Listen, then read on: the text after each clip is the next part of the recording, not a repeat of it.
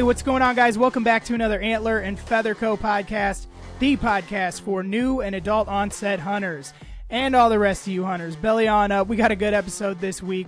My name's Vince. I'm your host, and on this show, I, an inexperienced newer hunter, bring people on who know a whole heck of a lot more about hunting than I do, and as I ask them questions and I start learning new things, I just want to pass them right along to you guys. This week is going to be a Total Archery Challenge takeover. I'm super excited for this week's guest. Basically, what I want to do here is give you a guide from start to finish on what the whole process to get to Total Archery Challenge looks like. We're going to cover registrations, we're going to cover training, and we're going to cover what to expect when you do finally get on the mountain. So stay tuned for that. Real quick, I want to tell you guys thank you for checking out the website, Antler&FeatherCo.com. Everyone who's gone on there, checked it out, bought gear, thank you for that. That helps support this show. It helps support Antler&FeatherCo, and I could not be more appreciative of that. I want to tell you guys about a couple of the friends of the show real quick. Our Grounds Coffee Co., the official coffee of the Antler&FeatherCo podcast. I drink it all the time. It keeps me fueled. My favorite is Roosevelt, the medium. They've got a light roast coming out, and then they've got Muley Mayhem as their dark roast. All great coffees. They're just launching. By the time you hear this, they will have launched some merch. So check them out. Use code AFCO, all caps, on their website. That's going to get you 15% off your coffee order. Secondly, Buzzard Roost Saddles. I'm going to make this one short and sweet because you guys hear it every week. They're the most comfortable saddle you're going to find. Totally adjustable. They are just great. Made in America. Now's the time to pick one up. You want to practice in the off season in a saddle if you've never used one. Now's the time to get one. Go over to their website. Use code AAFP10. That's going to get you 10% off your own saddle. And finally, Spartan Forge. Spartan Forge just kicks ass. They are the best mapping deer movement prediction app on the market, period. There's no question.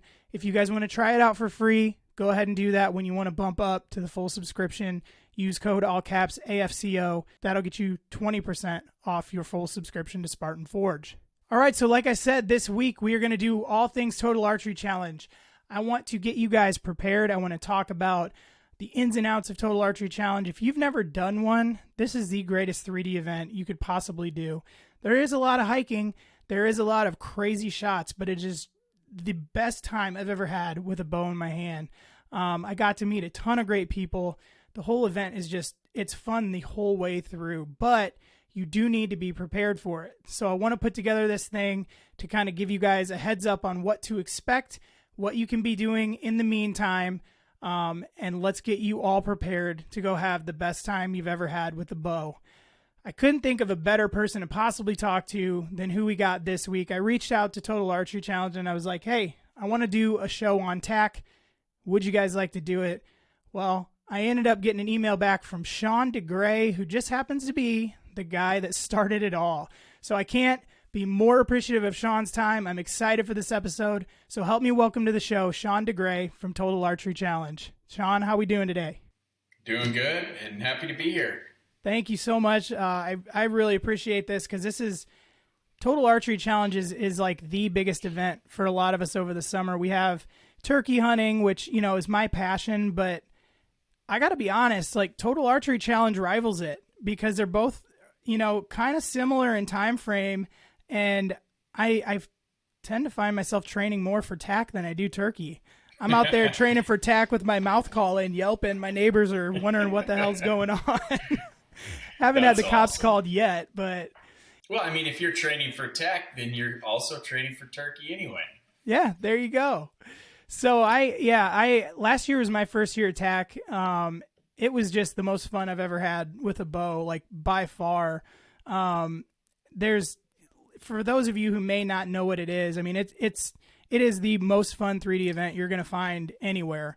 Not just the actual shoot, but the whole, just the environment. It's just, there's the vendor village, which is just awesome. You get to see a bunch of stuff. They have a bunch of really cool novelty shots. It's just so much fun. I actually met John Dudley last year, and it was kind of, my buddies, when we saw John, I was like, guys, we got to go meet him.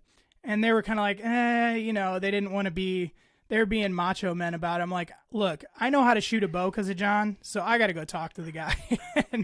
But it's just, it provides so many cool opportunities like that. Well, Well, I appreciate that. What event did you do?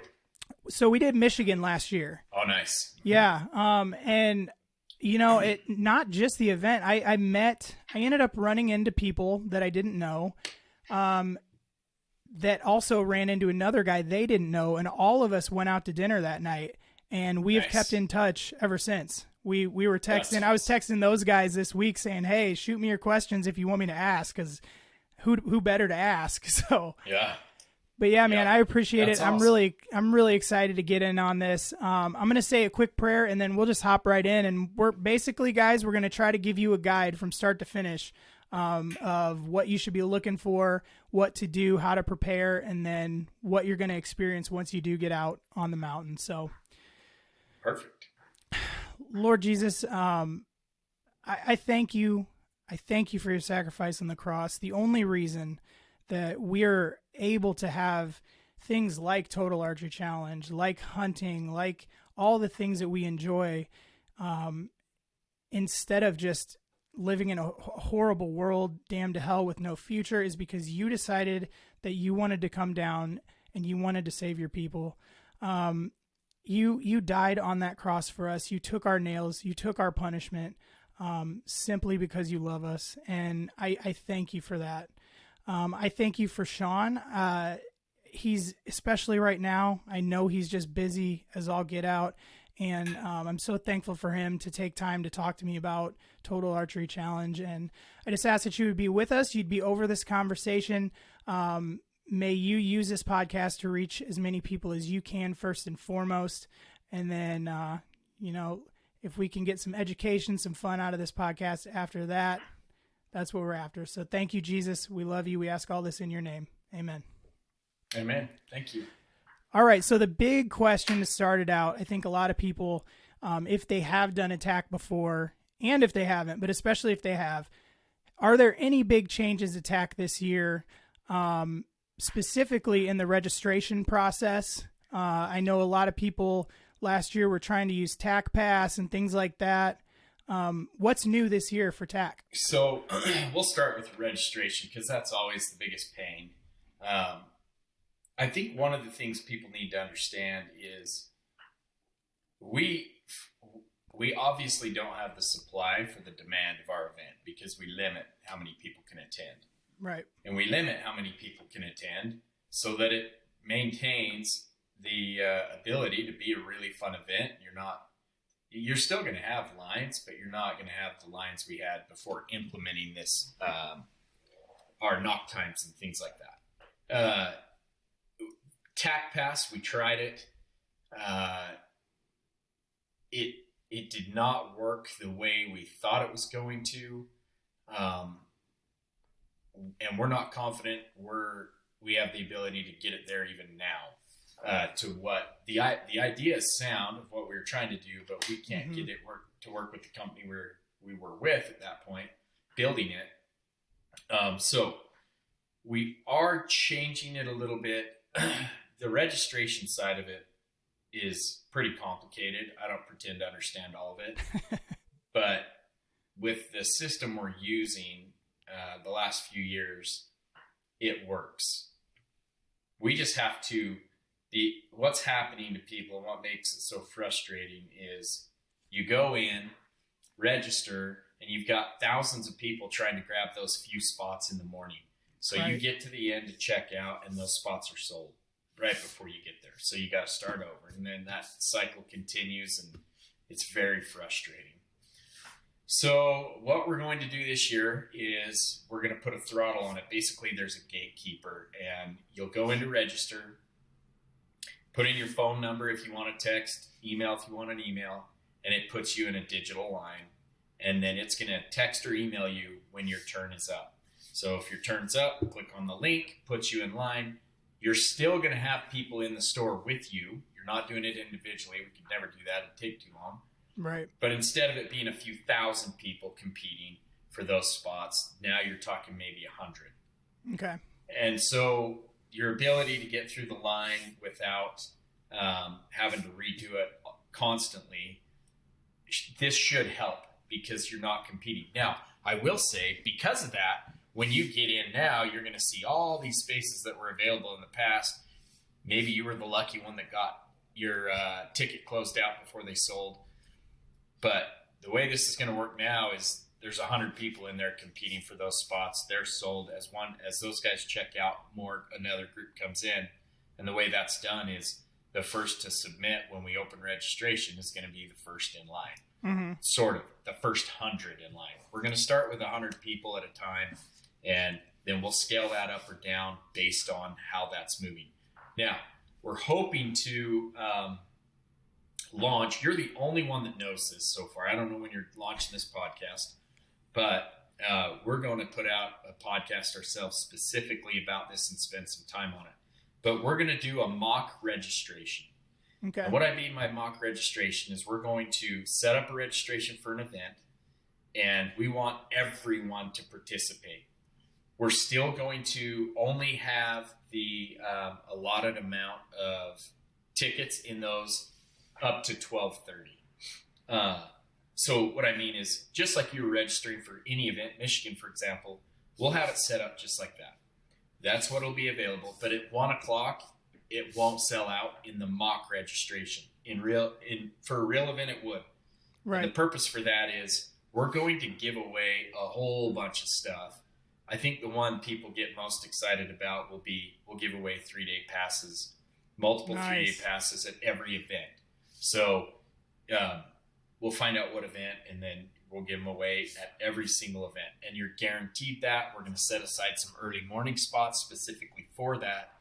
And the reason is we need as many people to participate as we possibly can get so that we can understand how this goes.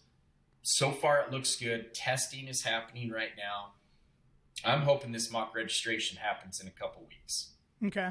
So, but the point of it is, for one, you, for example, you're going to be able to go on this mock registration, do it, and then be comfortable knowing what's coming. Right. So you kind of understand it. That'll help a little bit. But also, we can test it for real in case there's a breakdown.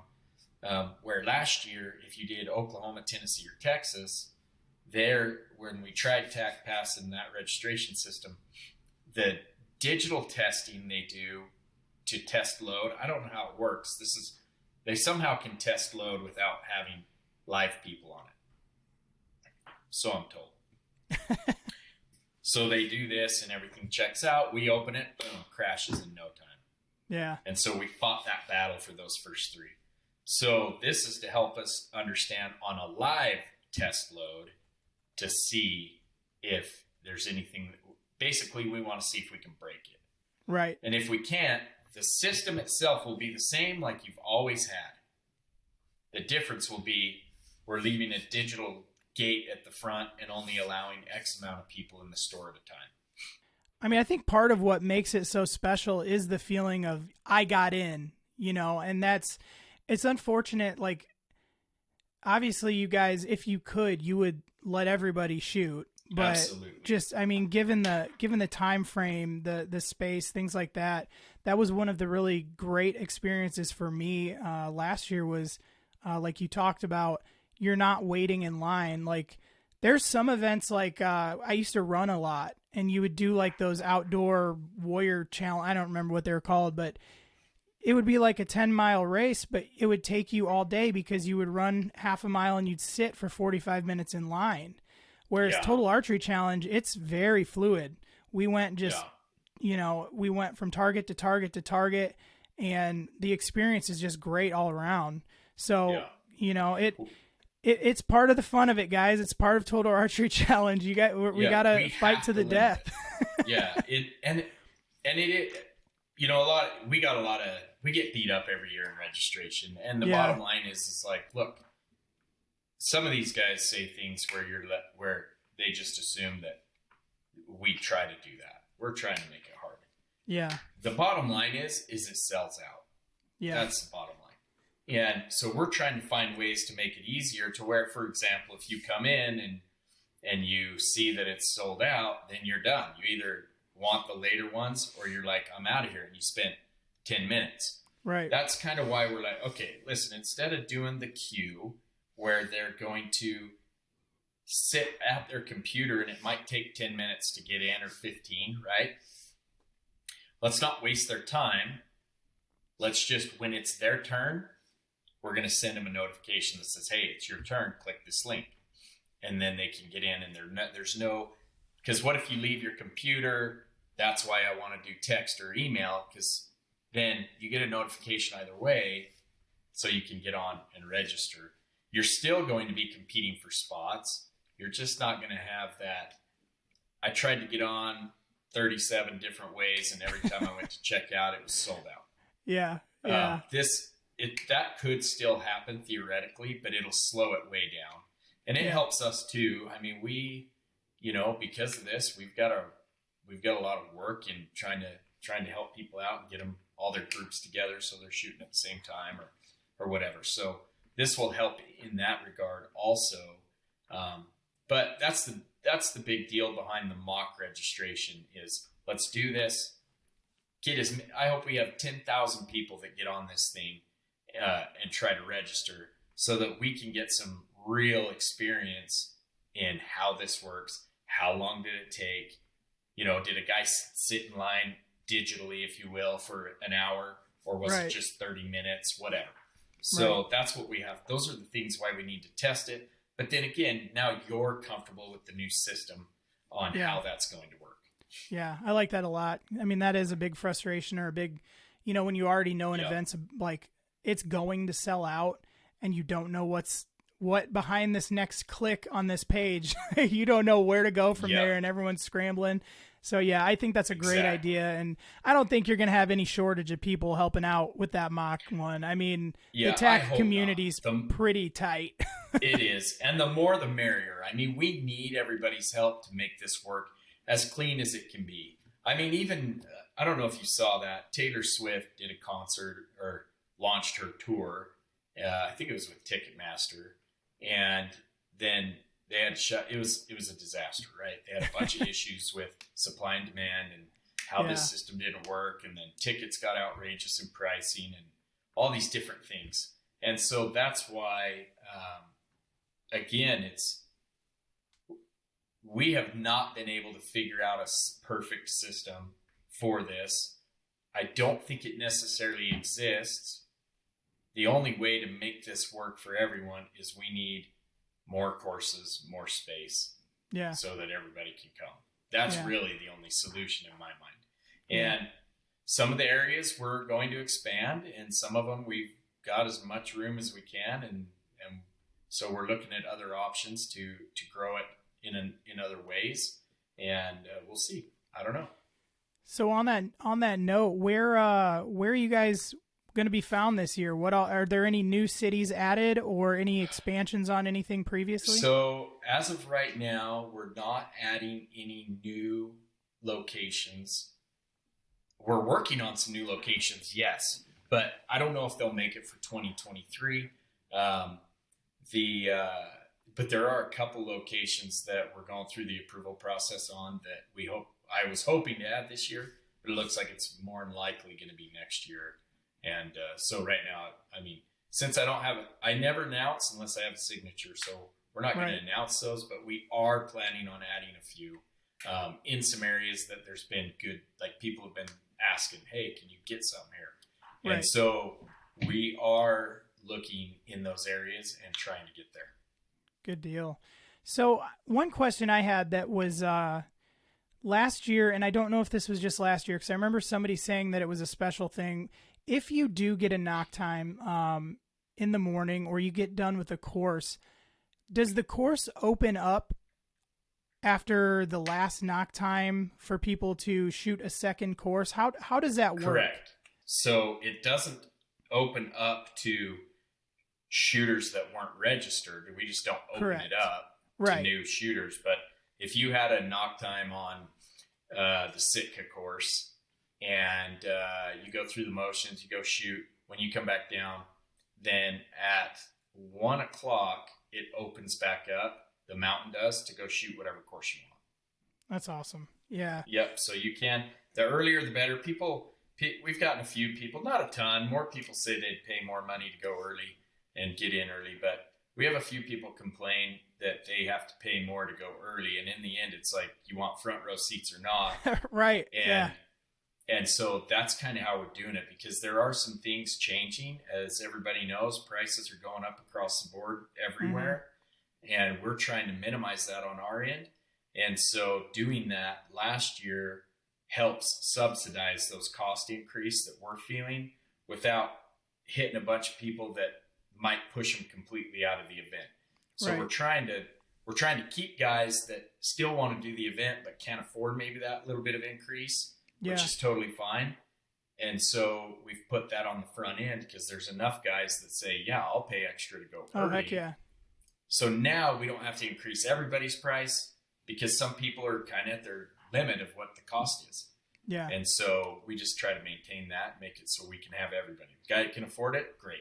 The guy that can't, hey, we're still going to keep the price the same as it has been. Right. So there's no price increase this year either. Good deal. Yeah. I mean, it makes total sense too. Cause if you look at it, like you said, not only it's do you want front row seats or not, but you also, I mean, if you're shooting early on in the day, you have a pretty good chance that you're going to get to shoot that second course. So yeah, I don't think, like I said, for somebody who maybe this is their first one, they might not understand that, but for someone who's shot one before, paying that extra on the front end, like, sign me up. I don't care. Like, because I know what the experience brings, it's worth every penny that you're going to pay. Like, you're not going to be disappointed by paying an extra X amount of dollars for it. Cause it's not like you guys are charging an extra $300 to have an 8 a.m. sign. I think if you wanted the early morning, I think you're $10 a day. Yeah. Is where I think it's at. So we didn't go crazy. We just tried to figure out, hey, cause some of these prices have gone crazy. So how do we adjust this without affecting a bunch of the people that have been shooting with us for years? Right. And that was our solution. Yeah. Right or wrong, we're sticking with it. Yeah. No, I think you guys got it right for sure. And, you know, like with the registration, everything else, you know, if Taylor Swift has issues, guys, Tack's even bigger than Taylor Swift. So obviously Tack's going to have a couple. We need to charge her prices. No, right. No, that's. But my point was that came up, and it was another issue of just the site being hammered. Now, granted, I think some of that, looking into it, there was some bots buying tickets, so they could resell them at a crazy amount. Yeah. It's not supposed to be that way with that ticketing system. They're supposed to be able to have security against that. But anyway, the point is we're not the only ones having issues. People who are far bigger than us and have way more tickets available also have issues. Yeah. And it just comes down to, hey, we're limiting who can be there. Yeah. Just based on what the venue allows. Yeah. Yeah. Are you guys running into, like, I hope not, but have you guys ran into any, is there any venues that are still being weird about COVID and stuff? I know, the world's trying to ramp that back up. Like, we're going into wave number 2 or 400, whichever one it is, but are you guys pretty clear on the COVID front? So far, I haven't heard any whisperings of things different. So I'm crossing my fingers because I don't want to go through that again either. Just like the rest of you. It was painful. But no, so far, everyone we're working with, it seems like we're in good shape. I haven't heard anything on, hey, we may have to do this or that. So let's hope we keep it that way. So without giving up your secret recipe, I'm just curious from a person who shoots Total Archery Challenge, everyone who's shot one before, or you've seen the pictures of, 200 arrows stuck in a tree, you've seen some of the crazy angles, things like that. How do you guys set a course up? I mean, do you kind of have a map in your head and it kind of fits into an area, or do you guys set each course up like specific to that particular location? Well, we do map it out in a general area so we can make sure things fit, and we have to stay within certain parameters so that all of our courses fit and we can maintain some safety. And then outside of that, we'll have our general flow of traffic, and then we just go, and we are really choosing these shots we know what we need to do for each course. So we choose these as we're going down the mountain. You'll notice on some of those shots where you're like, you just trail happens to go in the right spot and you have an awesome shot through the V in the tree or whatever. Yeah. And so our group's really good at picking that stuff out and recognizing it. Oh, that'd be a really fun shot. Yeah. And that's really it. Now we have specifically set up some shots that are things that we ourselves have encountered. Maybe not just me, but they've been like, oh dude, this was just like whatever shot. And so we'll set that up just for fun to do that. But it really comes down to, once we have our flow of traffic designed, then we just start hiking and try to pick what we would think's the best shot. I mean, there's times when we'll come down and we'll be setting the course, and then we'll run into this scenario that if we pull 2 targets up the hill to reroute just so we can hit this really, really cool shot, then we'll do that. It's not just go in and slam them out and be done. Like we do try to put some thought into it to make it as fun as we can. Yeah. And that, I mean, it's very evident. There was nothing. They're all so challenging, and it's great for, I mean, if you're a hunter, because it allows you to kind of explore.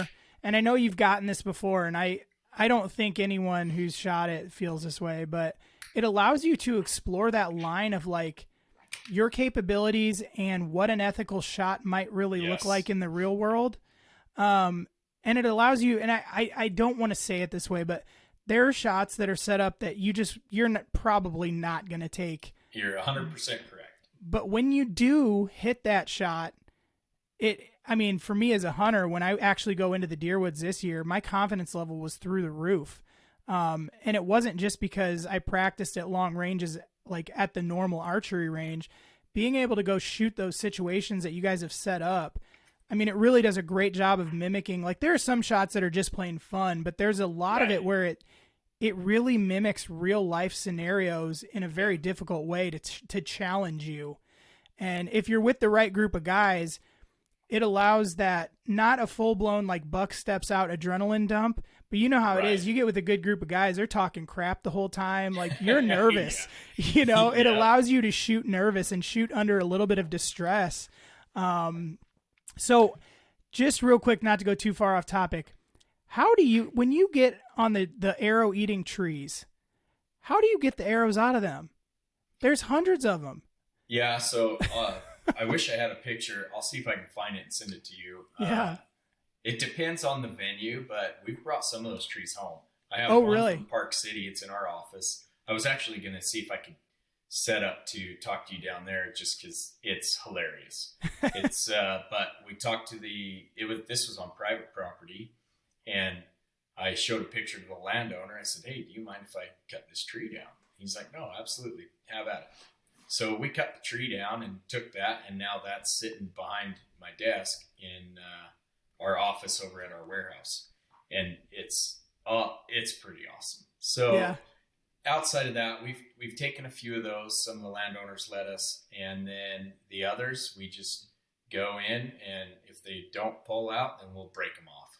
Yeah, I wonder what your most expensive tree is, because when I luckily last year I made it through all of Knock On with the same arrow, which I was shocked. That was a fun course. Oh man, it was a blast. But you go up to those trees, and it's not like they're full of Walmart arrows. I mean, I wonder if you were to calculate what your most expensive arrow eating tree is because I mean, a lot of guys like myself, I shoot my hunting setup just so I'm right. I don't like to deviate to 3D arrows back to hunting arrows and deal with tinkering with my bow back and forth. I want to know, I want to test my gear, test my rig, make sure it works out okay. But there's got to be thousands of dollars in those trees. I don't know. I think I'd have to ask the guys, but I still think the tree that is in our office might have the most arrows in it we've ever had. Really? Yeah. And I've never counted them, but there's a bunch. Yeah. So, which is why I was like, man, this would look really cool in the office. Oh yeah. Which is why we took it. But, But there have been a few trees that, especially if you're not familiar with the arc of your arrow and, you know, you need to kneel down, some of our shots are meant for you to kneel down.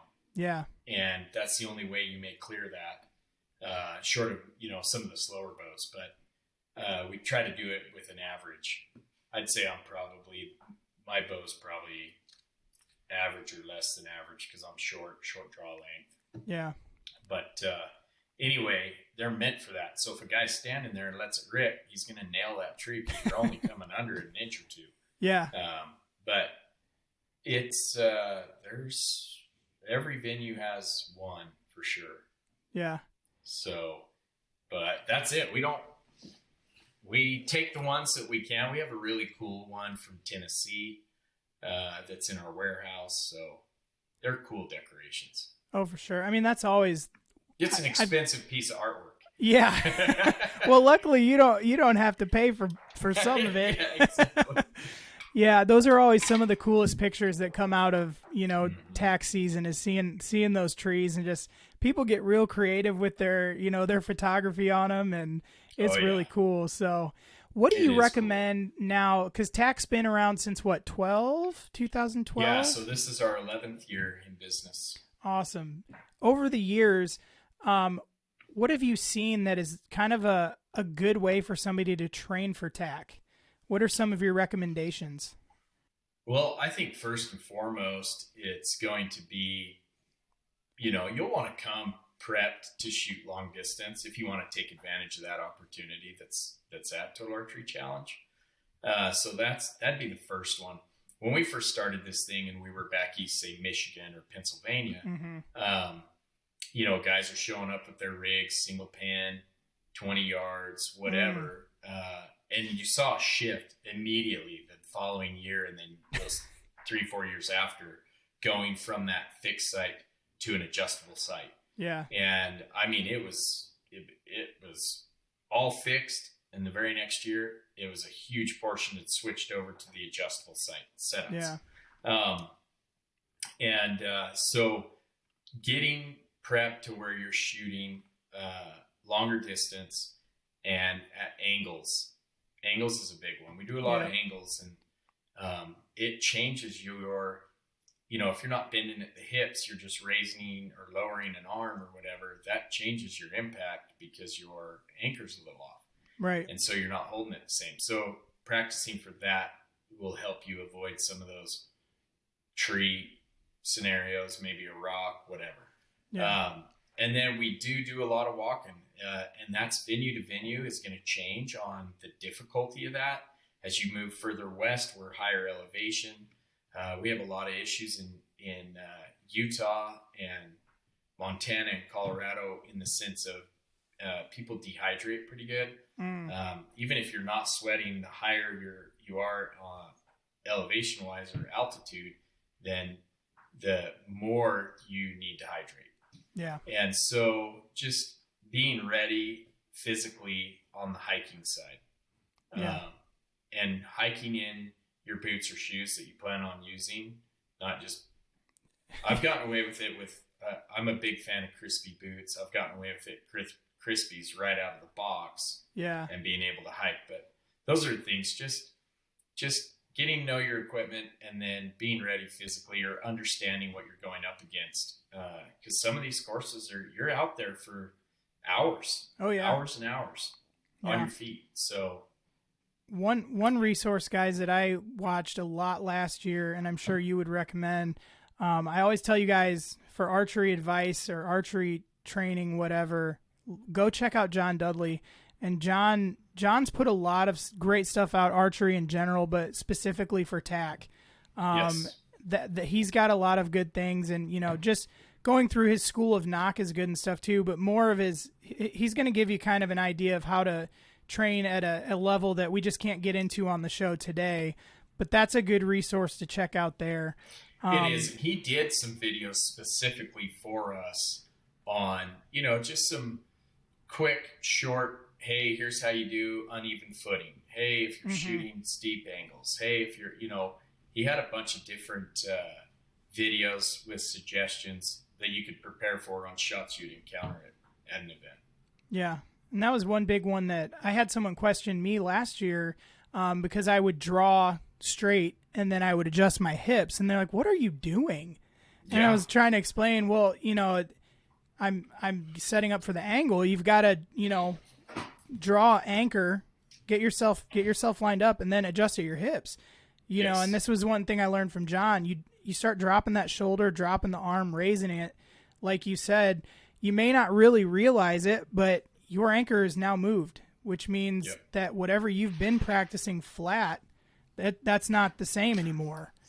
So that, and you don't, in terms of the fitness thing, I wouldn't say you need to be intimidated if you're not, just a super CrossFitter that's in great shape. But you do need to be trying to do some hiking and walking, hit some hills ahead of time, because I'm in fairly decent shape, and knock on in Michigan last year, it was a challenge. You get halfway through it, and that's another thing to keep in mind, guys, is that is also going to affect how you're shooting. When you are getting that tired and you're, like you said, shooting on uneven surfaces and from angles you're not familiar with, that really, really aids in your form breakdown. So do take some time to just get some general health and fitness, not just for TAC. It's going to benefit your entire life. Right. But so moving on, last year, my first one, I think one of the biggest searches I did over and over and over, and I listened to hundreds of people tell me what to bring. What are your must-have items for Total Archery Challenge when you show up? Obviously, your bow and your arrows. What are other items that you really, really strongly recommend people bring with them? I think first and foremost, it's just good footwear. Your feet are everything. Mm-hmm. So because you're on your feet for a long time every day and you're hitting those steeper angles, there's some downhill hiking, uphill hiking, rocky hiking, walking on grass. You know the drill. You've been there. I mean, in Michigan, a lot of coming down sand, whatever. Yep.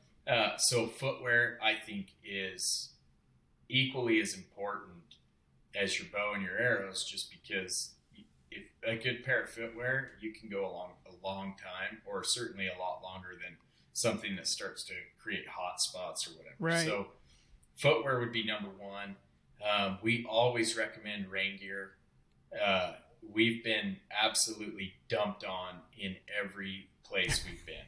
Yeah. And so rain gear is, in my opinion, is a must, unless you don't mind being wet. But and then a backpack to carry your water and some snacks just to keep your blood sugar level where it needs to be or whatever if you're getting weak.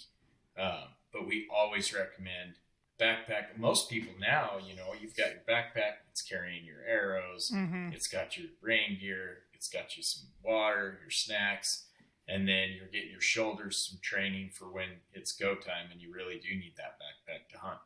Right. Yeah. And so obviously, guys, too, because you're taking long distance shots through God knows what, it's everything. But a good pair of binoculars, I found, I almost feel like you do need them, even if you can't. I think you need them. Yeah, even if you can't afford the newest Vortex, bring something.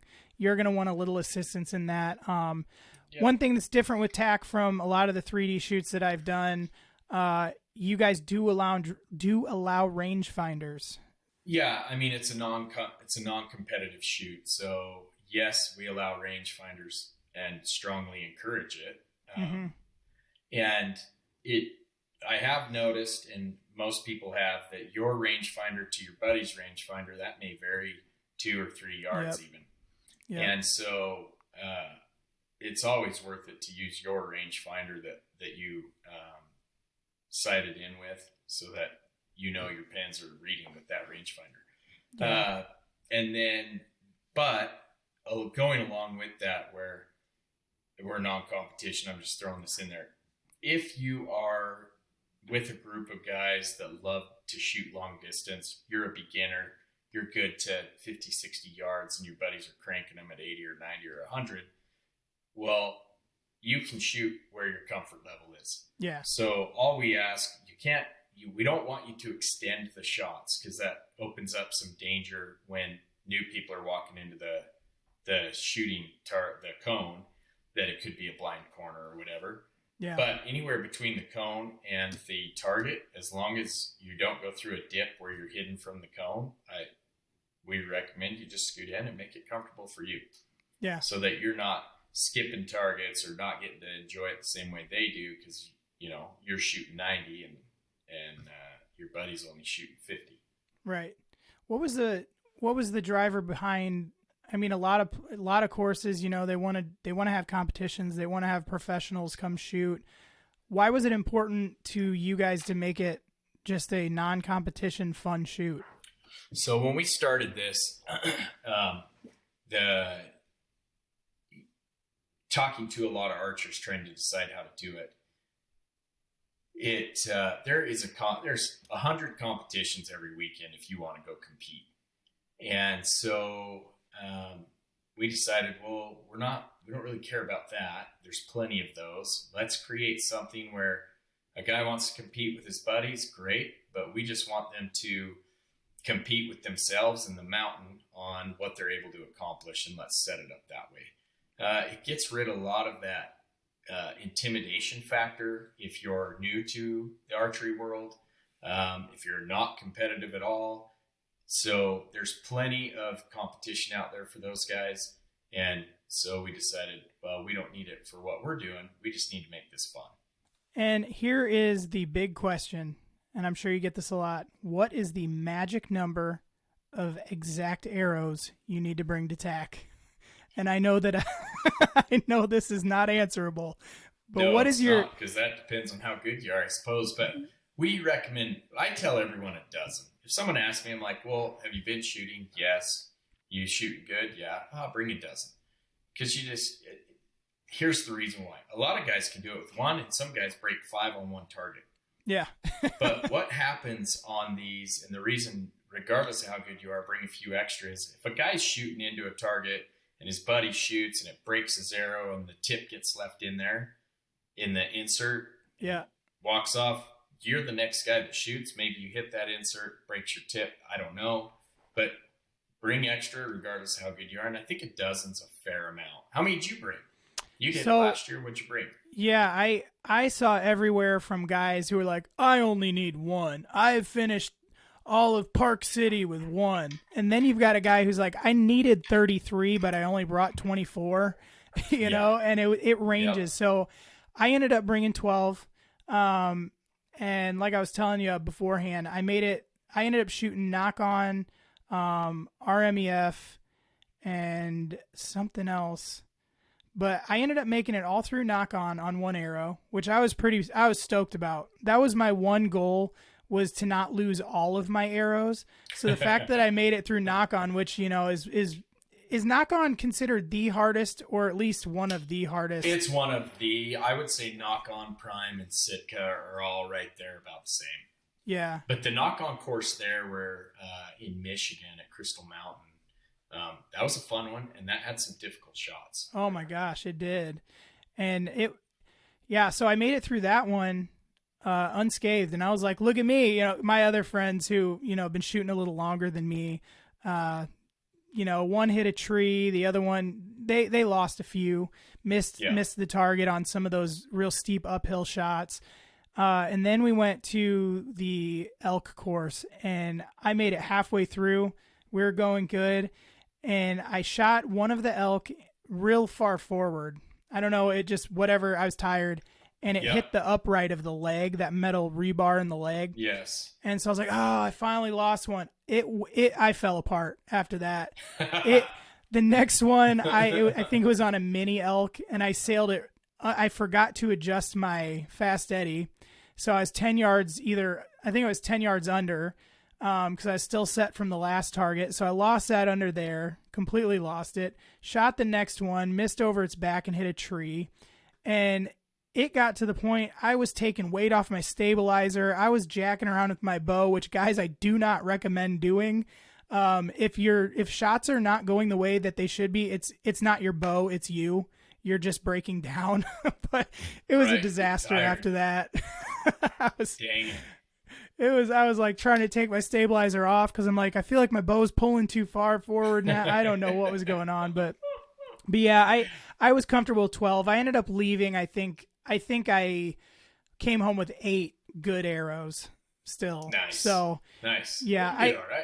I don't. Yeah, you got some guys that are, you need 2 dozen. I think that's a little overkill. I mean, if you're needing 2 dozen, then I think you should probably just be more realistic on your ability at that point, because you guys, the shots are very challenging. I'm not saying they're not, but they're challenging to a point where if you are really training and you're confident in your shot, you'll be able to shoot these courses, and you may have some slip ups here and there of unforeseens, but it's not a matter of you're going to lose every arrow, every shot. So I think 12's cool for me. No, we tell everybody 12. That's what I agree with you. Now, that being said, if you're a guy that, you've got a 70-yard pin, but you really want to crank them at 100 or 120 just for fun, then bring enough arrows to do that. Yeah. But a dozen, I think, is a fair amount to bring. And then if you really do where you need more, well, there's going to be vendors you can buy more arrows. Right. Yeah. Prepare it. Know your own personality. If you're a send it type of dude, then maybe bring some extra for fun. Or if you're one of those guys, which I don't understand it, that like to shoot at those steel targets. Yeah. I don't get it. I won't do it because I don't have the budget for that. Well, just make it. Yeah, right. Make it happen. So just make it. The one big question, I guess, would be for just because this show is generally geared towards newer guys into hunting and archery and stuff. Mm-hmm.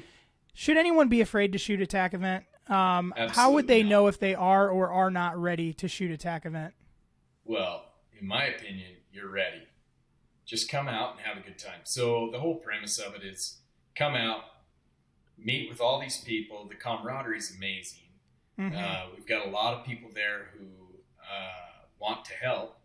So there's going to be, if you feel like you're not ready and you've got some learning to do, come out and get on course and start meeting people and asking them to help you out as you learn and go through the motions of getting better. But again, I mentioned this earlier, we do have courses set up that only go out to say 60 yards or 75 yards or whatever.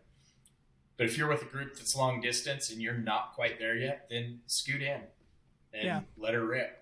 Just shoot where you're comfortable and you'll gain more and more confidence and start stretching it out a little bit. So,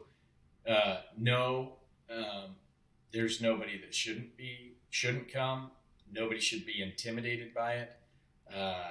If you have questions about which course might be easier to walk because you have issues with hiking too far, send us an email or message on Facebook or Instagram. We'll get back to you that way. But no, this event was created so that everyone who has an interest in archery can come, have a good time, and only grow. One thing too, just for guys like myself who have young kids, you guys are fully family friendly. Yes. I noticed young kids were there. It was cool to see in the practice area, you had some little guys out there, little guys and girls shooting their little bows that, the little bear starter bows and stuff. So guys, don't be afraid. This doesn't have to be a guy's trip. I know a lot of us, we want to bring spouses or we want to bring our kids along, just like taking them hunting for the first time. So don't be afraid to bring your family with. You're going to there's plenty to do.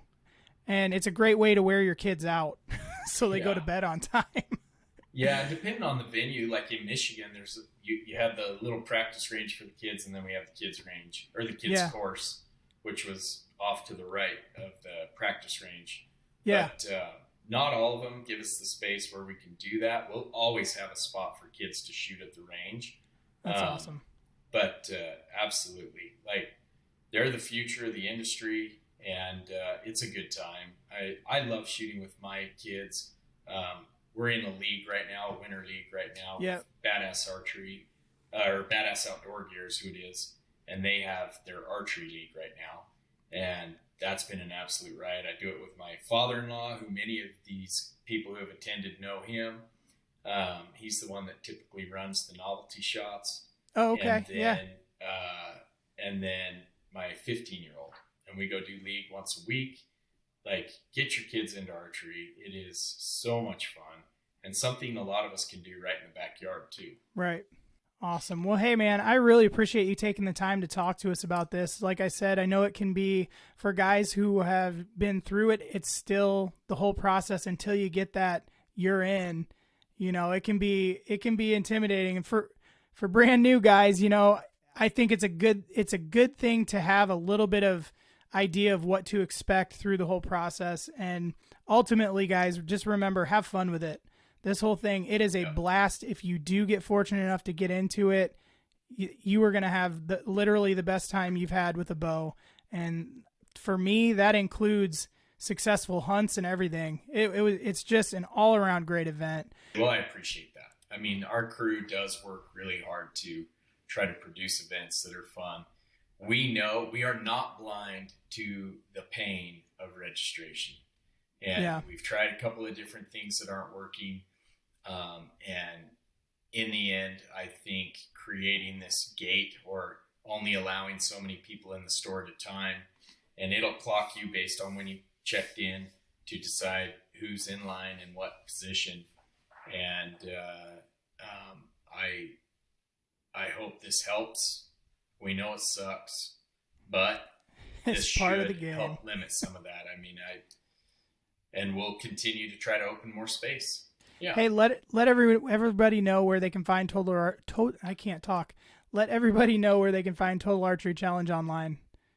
Yeah, so pretty easy. TotalArcheryChallenge.com. You'll be able to go pick whatever event you're looking at. Click on that. Registration is not open right now. It won't be open until after we do that mock registration. And then you can find us on Instagram, Total Archery Challenge, and the same on Facebook, Total Archery Challenge. So, and if you guys have any questions, whatever, please reach out, and we'll see what we can get done, get answered for you. Awesome, man. Well, thank you again. I appreciate it. Guys, make sure you're following us over on Instagram too. That's at Antler&FeatherCo. That's at Antler&FeatherCo on YouTube and Facebook as well. I've made it easy. If you guys found value in the show today, if you feel like you learned something new, if you got something you can put in your arsenal and take out into the woods with you, please rate, review, subscribe, like, share, all that social media stuff. That just helps me to get the show in front of more people. And when we do that, we get great guests on the show like we had today. I appreciate every single one of you guys who listen every single week. You guys are awesome. We're going to catch up with you next week. This is the Antler&FeatherCo Podcast.